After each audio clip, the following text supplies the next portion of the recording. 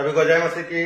प्रभु यीशु मसीह के नाम में हम आप सबका धन्यवाद देते हैं, स्वागत करते हैं जय यीशु मसीह में। और हम लोग अभी जय यीशु मसीह के जानवरों के रहस्य में पार्ट 2 में हैं और आज हम आपको 10 बातें बताएंगे जानवरों से रिलेटिव बाइबल के रेफरेंस के साथ में। हमें चाहते हैं आप सभी लोग हमारे साथ बने रहें और परमेश्वर की महिमा करें।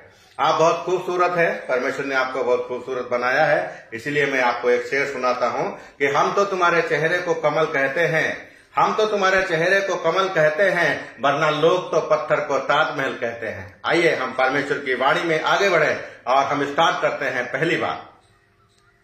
और पहली बात है, कौन ऊंट के चमड़े का वस्त्र पहनता था? ये बाइबल में है और हमें पता लगता है वो यूहन्ना पहनता था। और मत्ती की पुस्तक अध्याय 3 का वचन 4 में हम लोग पढ़ सकते हैं। हमारे सहयोगी पढ़कर सुनाएं। मत्ती की 2 का 4।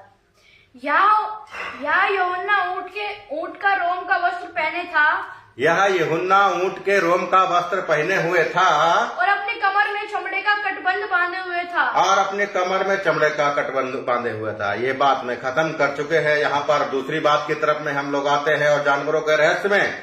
और आप सब लोग एंजॉय कीजिए वीडियो के साथ में और बाइबल रेफरेंस के द्वारा। कौन सी स्त्री ऊंट पर सवार हुई थी? बाइबल बताती है वो रिबका है। और रिबका के बारे में हम लोग पढ़ पाते हैं उत्पत्ति की पुस्तक अध्याय 24 का वचन 61। हमारा अगले सहयोगी है, वो पढ़कर सुनाए और आप सब लोग सुने।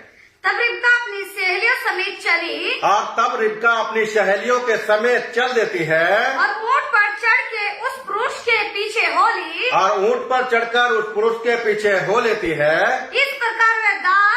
इस प्रकार वह दास रिबका को साथ लेकर चल दिया। रिबका को साथ लेकर चल दिया। हम लोग दूसरी बात खत्म कर चुके हैं, तीसरी बात में आते हैं और हमें पता लगता है बाइबल से कौन सा वचन है नए नियम में जो ऊंट के बारे में बताता है। और बाइबल बताती है ऊंट के बारे में बताने वाला वचन मरकुस अध्याय 10 वचन 25 में है। हम लोग पढ़ सकते हैं उसको। हमारे सहयोगी पढ़कर सुनाए और हम लोग सुने। वे बहुत ही चकित होकर आपस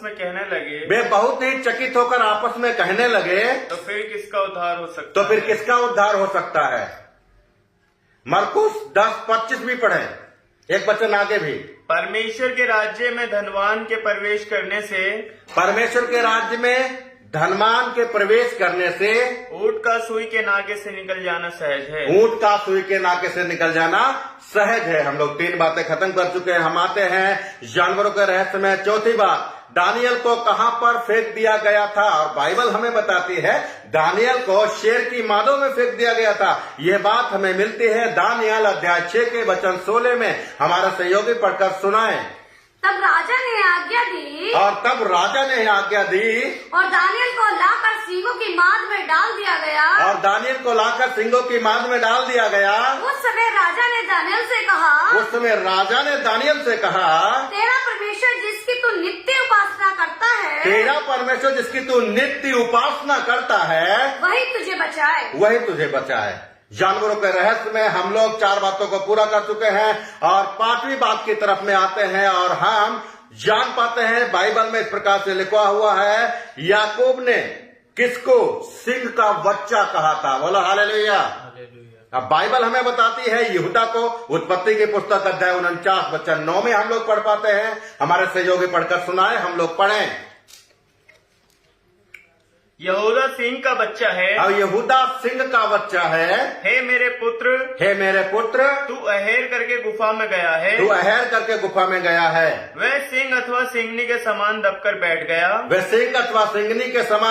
बैठ गया है। फिर कौन उसको छेड़ेगा? और फिर कौन उसको छेड़ सकता है? हम लोग 5 बात खत्म कर चुके हैं और जल्दी फटाफट हम लोग 6ठी बात पर आते हैं। यहूदा के गोत्र का सिंह कौन था? यह बात हमें मिलती है बाइबल से और यीशु मसीह के बारे में लिखा गया है। प्रकाशित वाक्य अध्याय वचन 5 पढ़े। प्रकाशित वाक्य अध्याय 5 निकालें फटाफट।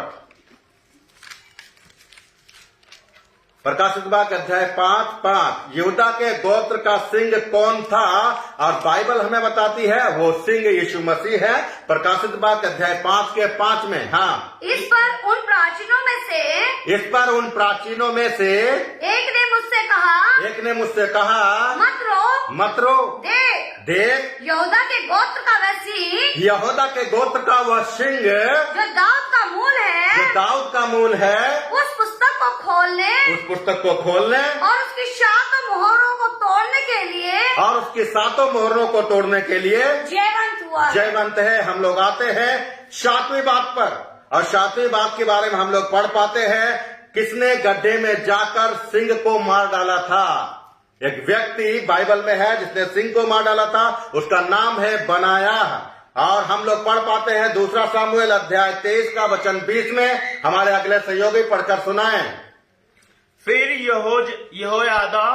यहोयादा का पुत्र बनाया था जो कबलेशवासी एक बड़ा काम करने वाले वीर का पुत्र था।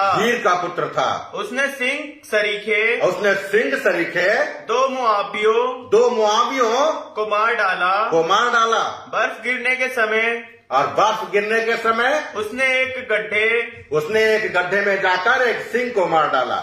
हम लोग खत्म कर चुके हैं 7 बातें।